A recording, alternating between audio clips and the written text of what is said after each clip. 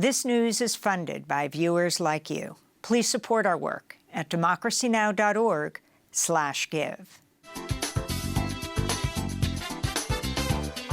Welcome to Democracy Now!, democracynow.org, the War and Peace Report. I'm Amy Goodman. Israel said Tuesday its forces are operating in the heart of Gaza City and, quote, tightening the noose as horrors continue to multiply for Palestinians in the besieged enclave. An estimated 15,000 people fled northern Gaza Tuesday as the UN says 1.5 million people, more than half of Gaza's population, have now been displaced. Over 10,000 people have been killed, nearly half of them children. The International Committee of the Red Cross says aid vehicles are being targeted as hospitals run out of life-saving medical supplies. Aerial bombardments throughout the Gaza Strip continue. This is a resident of Khan Yunis, an area that was supposed to be safe, speaking after Israeli airstrikes leveled homes and killed at least 23 people Tuesday morning. It's a genocide. They strike the houses and don't care about children, women, elderly people, men. They don't care. No one cares about us in this whole world. I don't know why there is silence, why the world is silent. They are children, girls. We are not living. We need a solution. Either kill us all or let us live. Médecins Sans Frontières, that's Doctors Without Borders, is mourning the death of their medical technician, Mohammed Al-Ahel, who was killed along with several family members November 6 in Israel's bombing of the Al-Shati refugee camp. Outside the Knesset in Jerusalem, mourners gathered Tuesday night to mark 1 month since Hamas's attack in Israel, which killed up to 1,400 people. Mourners called for the release of some 240 hostages still being held. This is Hannah Katzman, whose son, Chaim, was killed by Hamas October 7th. My son, Chaim, was killed on October 7th, was murdered by Hamas terrorists on his kibbutz in Khalid. I'm here. Before October 7th, I came to demonstrations against the government, and I still feel that the government is not representing my interests, and I'm very concerned about many of their action. I would like Netanyahu to take responsibility for this. I'd like him to tell us how he's going to prevent this from happening. I'd like him not to blame everyone but himself. He's supposed to be in charge of security. How could this have happened? You can see our interview with Noah Katzman, Chaim's sibling, at democracynow.org, as well as his rabbi in Seattle, Washington, where Chaim was a graduate student at the University of Washington. Members of the G7 today called for humanitarian pauses in the fighting. Their joint statement also condemns Hamas and supports Israel's right to self-defense. Meanwhile, the White House has ruled out the ongoing occupation of Gaza post-conflict after Israeli Prime Minister Benjamin Netanyahu said Monday Israel will take indefinite security responsibility over Gaza. National Security spokesperson John Kirby said Biden believes, quote, a reoccupation by Israeli forces of Gaza is not the right thing to do, unquote. Blinken spoke after a G7 meeting earlier today in Tokyo. When it comes to post-conflict governance in Gaza, a few things are clear and necessary. One, Gaza cannot be continue to be run by Hamas. That simply invites a repetition of October 7th, and Gaza uses a place from which to launch terrorist attacks. It's also clear that Israel cannot occupy Gaza. In the occupied West Bank, Israeli soldiers and settlers have continued to intensify their attacks on Palestinians, with over 150 killed since October 7th. Hundreds of Palestinians have been forcibly displaced from their homes and lands due to violent threats by Israeli settlers. More than 1,400 Palestinians have been arrested by Israeli forces in the last month, including the prominent human rights activist Ahed Tamimi, who was taken into custody Monday after another round of overnight Israeli raids and fighting in the West Bank. Ahed is being accused of inciting terrorism and calling for the killing of Israeli settlers on social media. Her mother, Nariman Tamimi, denied her daughter ever wrote such posts and said there are dozens of imposter social media accounts. She described the moment Ahed was taken from their family home. They came and started yelling at us, and she hugged me and she told me not to be afraid. And she said, I am strong, and do not worry. You are all strong. Don't worry, my dear mother. Then they came and pulled us apart. Ahed's father was also arrested. To see our interview with Ahed Tamimi several years ago after she was held for months by the Israeli military, you can go to democracynow.org. In Washington, D.C., the House of Representatives voted Tuesday to censure Michigan Democrat Rashida Tlaib, the only Palestinian-American member of Congress. 22 Democrats joined Republicans in backing the resolution, which falsely accuses Tlaib of calling for the destruction of the State of Israel and defending Hamas's actions October 7th. Tlaib addressed her colleagues on the House floor Tuesday, flanked by fellow progressives who've signed on to Cori Bush's resolution calling for a ceasefire in Gaza. Trying to bully or censor me won't work, because this movement for a ceasefire is much bigger than one person. It's growing every single day. There are millions of people across our country who oppose Netanyahu's extremism and are done watching our government support collective punishment and the use of white phosphorus bombs that melt flesh to the bone.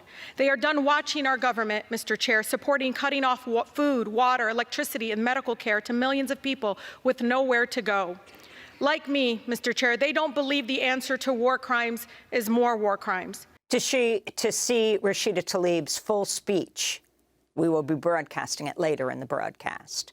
Abortion rights activists and Democrats scored big in Tuesday's elections. In Ohio, voters approved with a double-digit margin a measure to establish the right to an abortion in the state constitution. Ohioans also voted in favor of legalizing recreational marijuana. In Virginia, Democrats regained control of the full legislature, holding on to the Senate and flipping the House of Delegates. The victory will block Republican Governor Glenn Youngkin from enacting parts of his far-right agenda, including a ban on abortions after 15 weeks. One of the Virginia Democrats claiming victory is Danica Rome, who will become the Commonwealth's first openly transgender state senator. In Kentucky, voters kept pro-choice incumbent Democrat Andy Beshear in the governor's office as he fended off a challenge from Trump-endorsed Attorney General Daniel Cameron. His win, however, will not change the near-total ban on abortions imposed by Kentucky's Supreme Court. In Mississippi, the Republican incumbent Governor Tate Reeves defeated the Democratic candidate Brandon Presley, cousin of Elvis Presley, who was anti-choice. In Pennsylvania, Democrat Dan McCaffrey won an open seat on the state Supreme Court, beating out an anti-abortion candidate. Also in Pennsylvania, Democrat Sherelle Parker will become the first black woman and the first woman mayor of Philadelphia. Here in New York, exonerated Central Park 5 member Yusuf Salaam won his Harlem race for city council. Salaam was one of 5 black and Latino teenagers wrongfully convicted of the 1989 beating and rape of a white woman. At the time, Donald Trump called for their execution. Yusuf Salaam spent 7 years in jail before being exonerated when the real perpetrator confessed. In Iran, imprisoned Nobel Peace Prize laureate and human rights advocate Narges Mohammadi has begun a hunger strike protesting the lack of medical care and the mandatory hijab policy for Iranian women.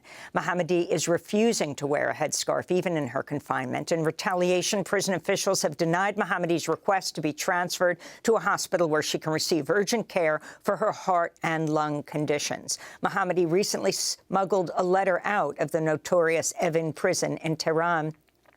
This is her 17-year-old daughter, Kiana Rahmani, reading Mohammadi's message to the world. The world observes that the revolutionary movement of women, life, freedom continues its campaign and resistance in Iran and is a hard struggle for the survival and the real life of society.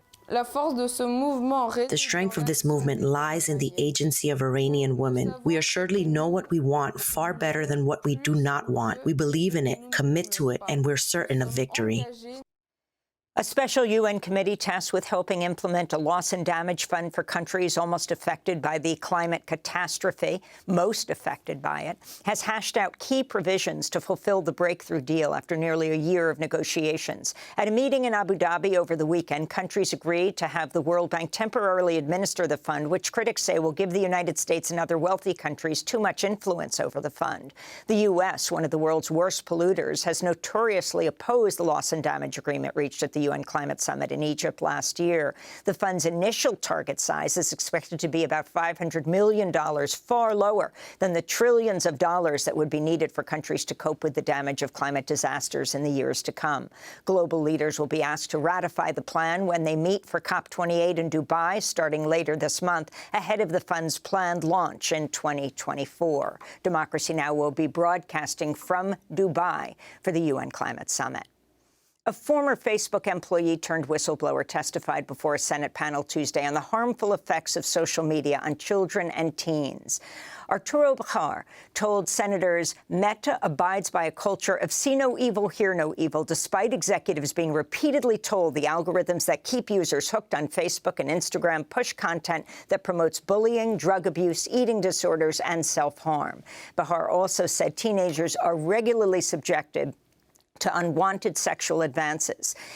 Arturo Bahar laid the responsibility squarely on Meta executives, including Mark Zuckerberg. One, Meta knows the harm that kids experience on their platform, and the executives know that their measures fail to address it. Two, there are actionable steps that Meta could take to address the problem. And three, they are deciding time and time again to not tackle these issues. In California, a boat captain was convicted of criminal negligence for the 2019 deaths of 34 people aboard a scuba diving vessel that caught fire and sank south of Santa Barbara. 33 passengers and one crew member died. Jerry Boylan abandoned ship, jumped overboard, saving his own life. He faces up to 10 years in prison. In labor news, negotiators with the SAG-AFTRA Actors Union are resuming talks with Hollywood studios today in hopes of hammering out an agreement to end the nearly 4-month-long strike. SAG-AFTRA said Monday the two sides still remain at odds on certain issues, including artificial intelligence, after studios put forward their last, best, and final offer.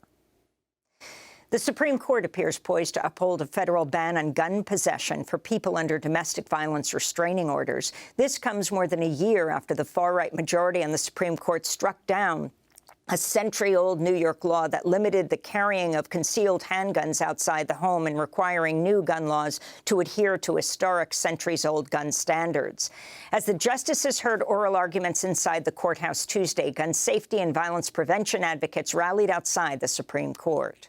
I've been hesitant to share my story, but I know the importance of using my voice in these spaces because I know many other victims of abuse are not able to share their stories, and even worse, many of them have not been able to leave their situations alive. And there is no doubt in my mind that if my abuser was able to get their hands on a gun, the stab wound on my chest that I look at every morning would have been a gunshot wound, and I would not be standing in front of you all today. A decision in the case is not expected until next June. And in related news, on Friday, the Supreme Court agreed to hear a case challenging the 2018 federal ban on bump stocks, which can turn semi-automatic rifles into fully automatic machine guns.